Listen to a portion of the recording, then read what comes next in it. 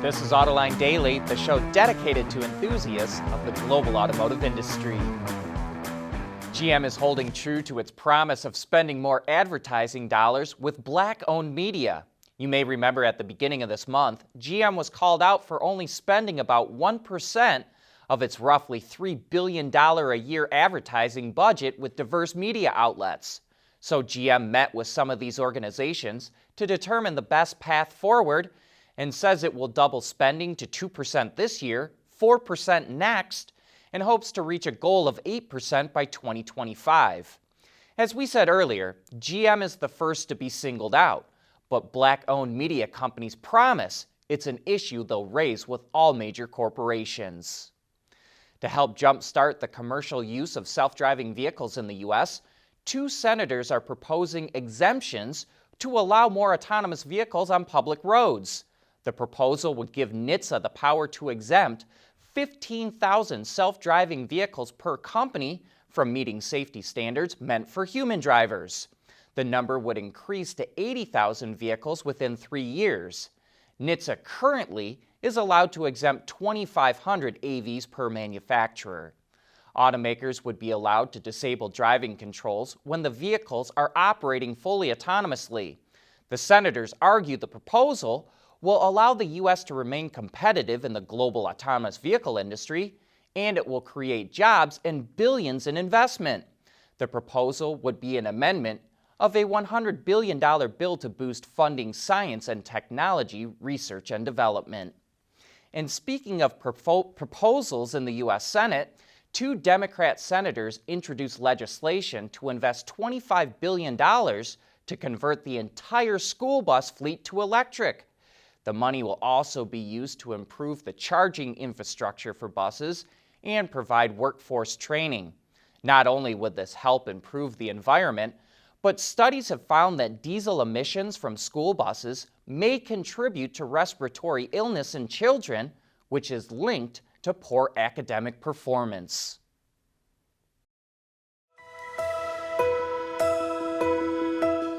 Autoline supports the automotive industry because the auto industry supports all of us.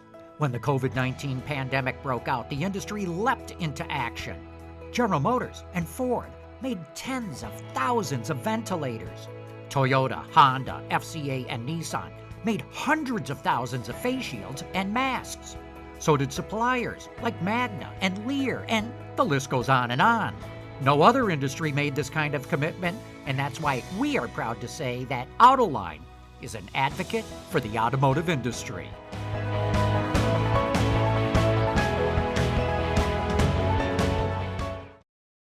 The world is changing at an ever-increasing pace. No matter what the mode of transportation, there is always the need for an efficient propulsion system. And that's exactly what BorgWarner has been doing since the earliest days of the automotive industry.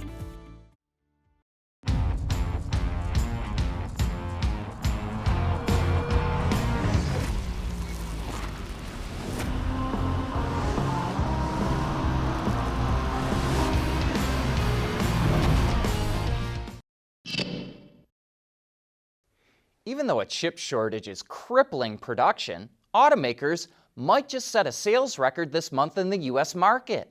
Ward's Intelligence is forecasting that the SAAR, or Seasonally Adjusted Annual Rate, could come in at 17.9 million and maybe even higher. It says some customers are buying now because they're worried that dealers will run out of inventory, and they'll take almost anything on the dealer lot. They're buying passenger sedans when a CUV or SUV isn't available. Even so, Ward says that low inventory levels will probably hurt sales in the months to come. Ford is already seeing good sales results with the all-electric Mustang Mach-E, and they're about to get even better. It's going to start taking orders for the GT and GT Performance versions of the EV this Wednesday, April 28th. Those models get unique features like a light-up pony badge and a performance driving mode that's tuned for better traction and stability on the racetrack. The Mach-E GT starts at $60,000 and the GT Performance is $65,000, not including destination and before incentives. Deliveries kick off in the fall. Speaking of the Mach-E, Customers that ordered the first edition version are also getting this 3D printed pony sculpture to go along with it. They're dyed to match the color of their car and even features a base plate with the VIN number on it. Another bit of EV news here. Porsche says it will build its own battery cell manufacturing plant in Germany. While Porsche will buy batteries from parent company Volkswagen, the new facility is going to focus on high-performance cells, which it wants to be at the forefront of developing. But this is also a move we'll see more European automakers make, like Volkswagen, which is opening a number of battery cell manufacturing sites across Europe to reduce their dependence on Asian suppliers. We want to know what drives your testing. OTA, connected car, diagnostics, remote testing. Intrepid Control Systems is here to help you work from anywhere. Intrepid Control Systems, driven by your data. Automated and autonomous driving are important developments that help make the traffic of the future safer, more efficient, and more comfortable. We are ZF. We recently slid into the driver's seat of the plug-in hybrid version of the Volvo S90 sedan. It's powered by a 2-liter super and turbocharged engine that's mated to an 8-speed automatic transmission.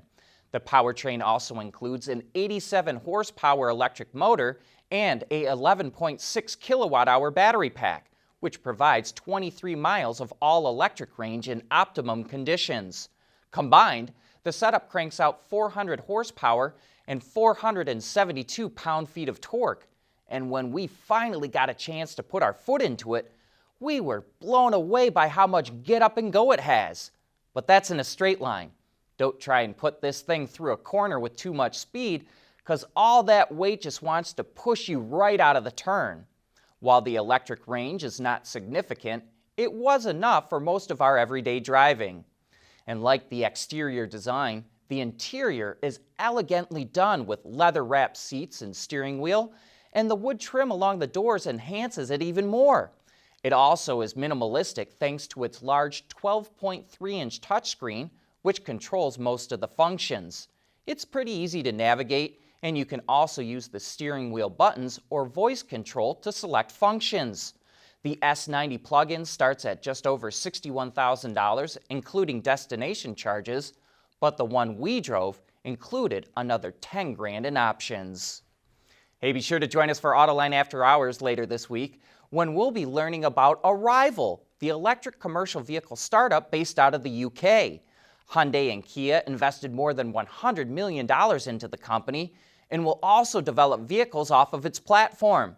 So join us this Thursday for some of the best insider discussions in the industry. But that's it for today. Thanks for watching.